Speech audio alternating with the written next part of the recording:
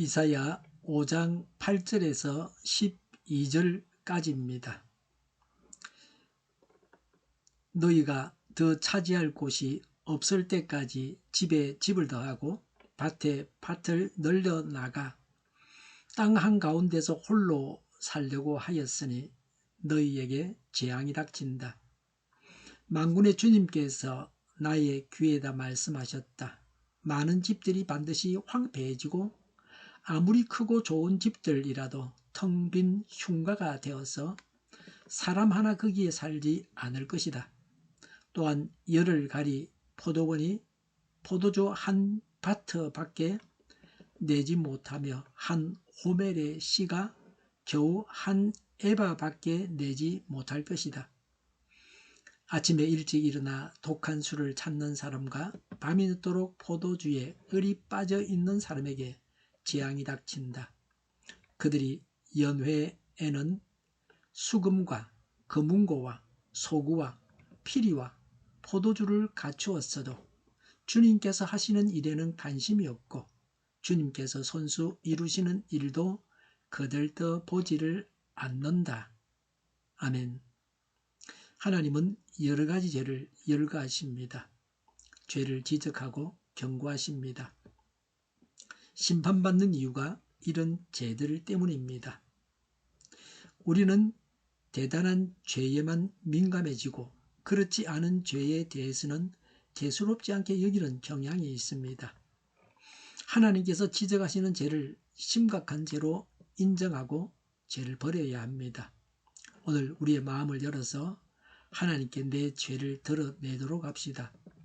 내 죄를 숨기려 하지 말고 솔직히 드러냅시다. 첫 번째 제약입니다. 8절부터 10절에 자신만을 생각하면서 불을 쌓는 자입니다.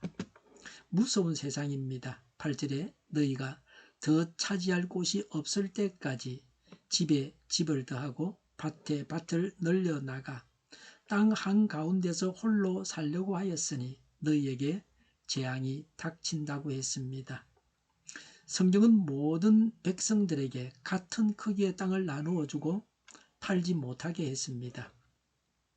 여호수아가 가나안 땅에 이스라엘 백성들을 데리고 들어가서 그 땅을 차지하고 나누어 줄 때에 이렇게 했습니다. 하나님의 지시대로 한 것입니다. 남의 땅을 사지 못하게 하셨습니다. 자기 땅을 늘려나가지 못하게 하셨습니다. 대를 이어서 하나님께서 주신 땅을 자손들에게 물려주어야 합니다. 누구나 하나님께서 주신 땅에서 일해서 먹고 살아가게 하셨습니다. 이렇게 해야 모두들 열심히 일을 해서 나라 경제가 살아나게 됩니다. 요셉이 이집트를 통치해서 땅이 다 국가 소유가 되었습니다. 누구나 열심히 일을 하면 국가의 소출의 20%만 내면 남은 80%를 가지고 백성들이 부유하게 살게 했습니다. 요셉이 이런 시스템을 만들었습니다. 계속해서 국가적으로 전 국민들이 부유하게 살아가게 만들었습니다. 땅세로 일반적으로 지주에게 50%를 주었습니다. 심한 곳은 60%도 주죠. 쌀 10가마를 수확하면 5가마는 땅 주인에게 땅값으로 주었습니다. 그래서 농민들은 열심히 일을 하고도 가난했습니다. 이러니 나라 경제가 엉망이 됩니다. 부자들은 놀고 먹습니다. 가난한 자는 일을 해도 가난했습니다. 그래서 아무도 일을 하지 않으니까 국가적으로 가난해지게 됩니다.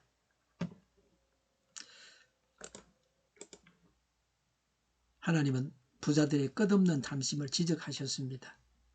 가진 자는 지위를 악용하고 욕망을 채워갔습니다. 자기만 생각하고 재산욕에 사로잡혀서 재산을 늘려갔습니다. 도덕도 없고 법도 없다고 했습니다. 하나님 말씀도 무시했습니다. 오직 욕심과 자기만 있습니다. 눈에 보이는 것은 재물뿐이었습니다. 다른 사람도 사람의 생명도 안중에 없습니다. 투기할 목적으로 부동산을 매매하고 있지는 않습니까? 땅과 부동산을 특정 소수가 다 소유한다고 하는 것은 하나님의 뜻을 거스리는 것입니다.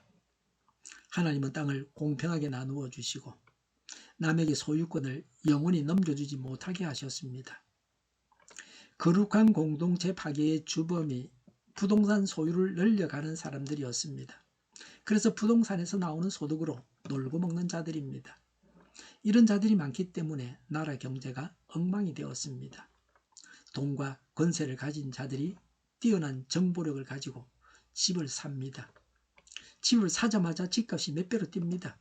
이들은 쉽게 돈을 법니다. 월급이 문제가 아닙니다. 나라 망하는 줄 모르고 이들은 돈을 세고 있습니다. 뭐 좌판이 우판이 따질 것도 없습니다. 다 똑같습니다. 누가 더한지는 하나님만 아십니다. 누가 더 악한지는 하나님만 아십니다. 일하지 않는 자, 놀고 먹는 자가 많아서 나라 경제가 침체됩니다. 하나님의 심판을 말씀하고 있습니다. 9절에 만군의 주님께서 나의 귀에다 말씀하셨다고 했습니다. 하나님께서 이사야 선지자에게 하신 말씀입니다. 인간의 과도한 욕심에 대한 하나님의 심판입니다. 첫째는 폐허가 된다고 하십니다. 9절에 많은 집들이 반드시 황폐해지고 아무리 크고 좋은 집들이라도 텅 빈 흉가가 되어서 사람 하나 거기에 살지 않을 것이다 라고 했습니다. 모든 집들이 재산으로서 가치가 없게 되었습니다. 부동산이 재산이 아니라 짐이 되었습니다. 일본에서는 이미 이런 일들이 일어나고 있습니다. 둘째는 소득이 줄어든다고 하십니다. 10절에 열흘가리 포도원이 포도주 한 바트밖에 내지 못하며 라고 했습니다. 소로 열흘 동안 밭갈이를 해야 하는 정도의 포도원은 매우 큰 포도원입니다. 이런 포도원에서 약 11톤의 포도주를 얻습니다. 여기서는 22리터만 얻는다고 합니다. 수확량의 50분의 1로 혹은 수백 배로 줄어들었습니다. 수확량이 50분의 1로 혹은 수백 배로 줄어들었습니다. 이스라엘이 덜 포도라고 하는 불순종자였기 때문에 하나님도 이렇게 하셨습니다. 사람이 어떻게 하느냐에 따라서 하나님은 흥하게도 하시고 망하게도 하십니다. 10절에 한 호멜의 씨가 겨우 한 에바밖에 내지 못할 것이다 라고 했습니다.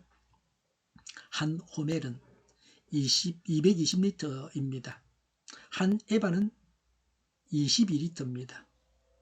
뿌린 씨의 10분의 1밖에 거두지를 못했습니다. 뭐 이럴 것 같으면 농사를 안 짓는 게 낫죠. 성경에는 씨를 뿌려서 30배, 60배, 100배의 열매를 거둔다고 했습니다. 100배 수확을 하면 100호매를 거둬야 합니다. 농사를 지어도 열매가 없습니다. 노력을 해도 결실이 없습니다. 재물욕에 빠져서 재물을 모으려고만 해서는 안 됩니다. 재물을 하나님의 나라와 의를 위해서 사용해야 합니다. 하나님께서 주시는 복을 받는 자가 되는 것이 중요합니다.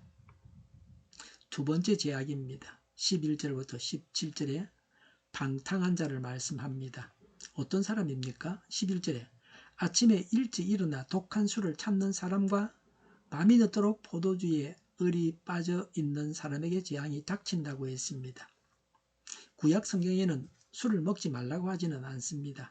나시리는 술을 못 먹게 했지만 일반인들은 그러지 않습니다. 그러나 여기서는 항상 술에 취한 사람에게 재앙이 온다고 말씀하고 있습니다. 아침이고 저녁이고 술 먹는단 말이죠.